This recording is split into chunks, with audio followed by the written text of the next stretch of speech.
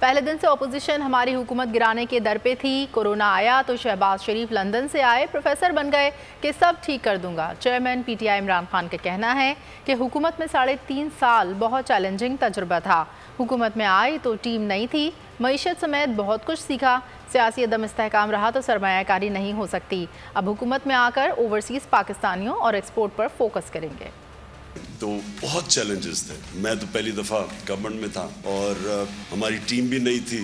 معاشی کرائسس تھا, اپوزیشن تھی, وہ پہلے دن سے گورنمنٹ گرانے کے اوپر تلی ہوئی تھی اور وہ پولیٹیکل انسرٹنٹی کریٹ کی گئی ہمارے اگینسٹ. نہ وہ تقریر کرنے دیتے تھے, شور مچا دیتے تھے, اور پھر ہر روز وہ کہ جی آج اکانومی گئی تو کل گئی, اور آج گورنمنٹ گئی اور پرسوں گئی. پھر جب وہ کووڈ آیا تو وہ شہباز شریف جو بھاگ گئے تھے نواز شریف کے ساتھ, تب وہ بھاگا بھاگا واپس آیا, منہ پہ وہ لگا کے کمپیوٹر کے سامنے بیٹھ گیا کہ میں اسپیشلسٹ ہوں, میں آ کے ٹھیک کروں گا ملک کو. کہ اگر عمران خان لاک ڈاؤن لگاتا ہے تو ویسے اکانومی بیٹھ جائے گی, لاک ڈاؤن نہیں نکالتا تو ہاسپٹل بھر جائیں گے. تو وہ ون ون سچویشن 3.5 سال کا بڑا انریچنگ ایکسپیرینس تھا, کیونکہ اتنا چیلنجنگ تھا کہ اس کے اندر میں نے سیکھا بہت کچھ. تو اس میں اکانومی بھی تھوڑی بہت سیکھ گیا. تو میں جو چیز سمجھاؤں وہ یہ کہ دیکھیں, یہ تو کوئی اکنامکس نہیں ہے نا کہ آپ قیمتیں بڑھاتے رہیں اور پیسے اکٹھے کرتے رہیں. وہ تو ایم کیو ایم بڑا اچھا پیسہ اکٹھا کر لیتی تھی بھٹا لے کے, وہ تو لوگوں کو پیسے بڑھا دیتے تھے نا. وہ جو دکاندار تھا وہ اپنی قیمت بڑھا دیتا تھا اس سے جب پیسے لیتے تھے. یہ انہوں نے جو کیا 4 مہینے کے اندر, اس سے واضح ہو جانا چاہیے کہ ان کے ذہن میں کبھی بھی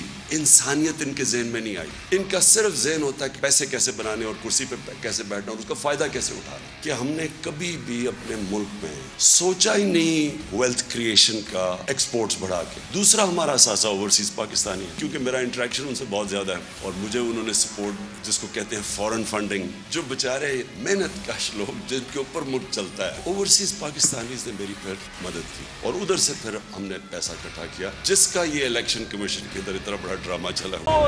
ایک بار پھر نمبر 1 سبسکرائب کریں اور بیل دبائیں تاکہ کوئی خبر رہ نہ جائے.